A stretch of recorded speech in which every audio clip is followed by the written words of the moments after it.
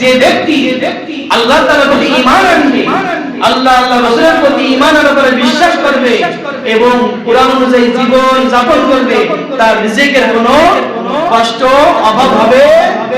কারণ কুরআনুল কারীমের ভিতরে এমন এমন সূরা আছে যেগুলো প্রতিনিয়ত আমল করলে আল্লাহ তাআলা আসমান থেকে রিজিকের ব্যবস্থা করে দিবেন। বলেন সুবহানাল্লাহ। বাস্তব প্রমাণ। আমরা তো একটা মাস আমল করে দেখি, একটা সপ্তাহ আমল করে দেখি না, কথা বলে ঠিক কিনা?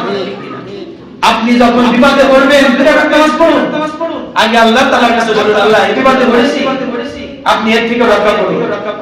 দেখবেন প্রতিটা বিপদে যখন আপনি আল্লাহ তাআলার কাছে যাবেন, আপনি তো তাকেই আগে জানিয়েছেন যে বিপদ দেওয়ার মালিক, আবার বিপদ থেকে রক্ষা করার মালিক তিনি কে? আল্লাহ তাআলা।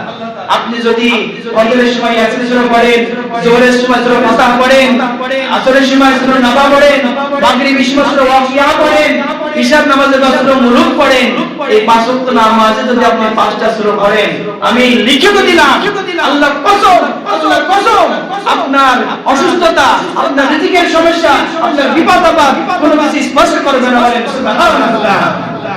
বুঝতে পারছেন?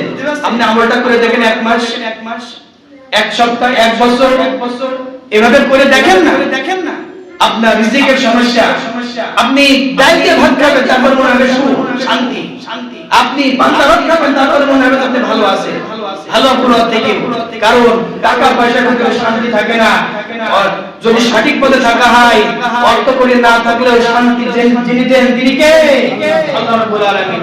যুগে যুগে আমরা দেখে আসছি, আর দুনিয়াতে আমরা যে আসছি, এই দুনিয়া থাকার জায়গা